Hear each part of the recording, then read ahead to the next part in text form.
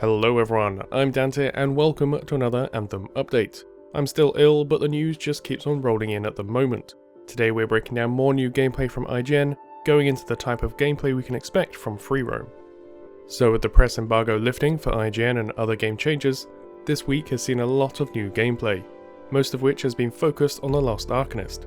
But today, IGN gave us our first dedicated look at Freeplay. This is by far the most we've seen of the activities to date, even if we are aware of their existence from interviews and other sources. These activities cover a wide range of content, and we have many more out there yet to be discovered, even if the broad categories have now all been covered. The first of these I want to cover are the world events, as these are likely going to be a large part of the casual Freeplay experience, popping up at random across different zones.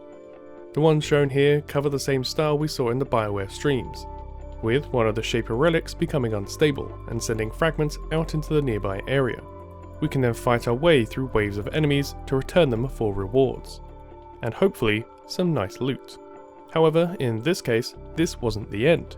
Instead, the world event led to another exploration opportunity, exposing one of the ruins, which can also be found across the world.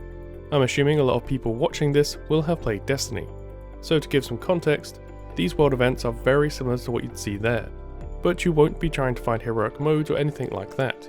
They also have the additional benefit of incorporating flight mechanics and will throw much more complex enemies at you due to the ability to combo attacks with other people in the area.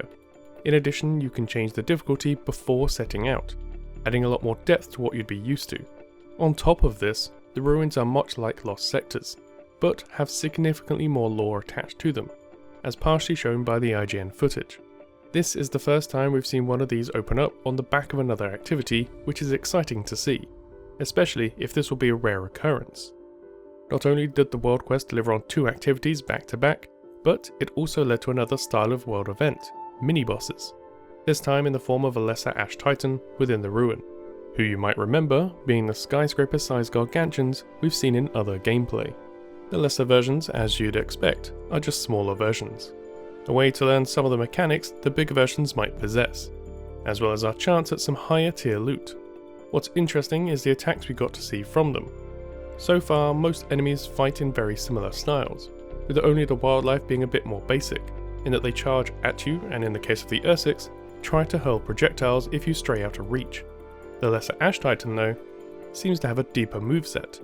From the footage we got to see 2 of these, which might be everything for the lesser Ash Titan, but we've had it confirmed there will be many other mini-bosses in the game.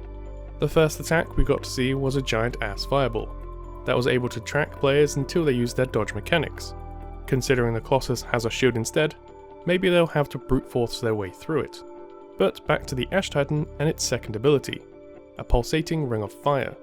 This really gives me MMO vibes, as I can recall having to jump and dodge over these mechanics many times before. With just the one Titan, they make it seem trivial, but imagine fighting one of these when combined with other enemies, forcing you to make decisions on the spot to deal with multiple mechanics, not just mindless shooting at the big targets. These are the kind of interactions I can't wait to see, and what I expect to be incredibly punishing at higher difficulties. The other 2 activity types were more focused on exploration, the first being lore and collectibles. In Anthem, they have a Mass Effect style codex, a place that stores all of the lore you discover as you progress. Some of this is tied to specific places and adventuring to hidden and unusual parts of the map. For doing so, you'll get rewards with the entry into your codex. Perhaps find a long lost battle with scraps for you to collect, as well as discovering beautiful vistas to admire the outstanding visuals Anthem has to offer. As a lore nerd, I'll be spending much of my time hunting these down, piecing together the tales of fallen empires, lost battles, and other heroes that have come before us. The second type of collecting you'll be doing is for resources, the backbone of the crafting system within Anthem. These can be acquired from crystals such as the one shown, as well as plants and drops from enemies, discovering lost javelins and scrapping loot you no longer need. All of these combined give a large breadth of content to delve into, and this is just one of the game modes you'll be taking part in come launch. One of the aspects that was interesting to see out in the wider world was the flight itself. Mastering it will become crucial for navigating Anthem, and it seems Bioware have gone to extra lengths to ensure their world is built to be explored. Not only can water-based parts of the environment help to cool your jets, from flying close to rivers, diving through waterfalls, but we get to see something entirely new: waterways created by the relics themselves, acting as shortcuts to traverse large vertical spaces at a much faster pace. Most of these will just be for quality of life, but from the focus on exploration and discovery, I'd bet some of these will take you to unexpected locations, filled with hidden lore and chests to be looted. The last bit I wanted to cover in regards to the free roam activities is in relation to the reason they're out there in the first place, on the back of a contract picked up by someone who isn't even part of the core factions. My hopes is that missions from each of the factions and traders isn't just a generic daily you pick up as a way to direct your time into Freeplay, but they have the opportunity to have these be part of the loot grind itself.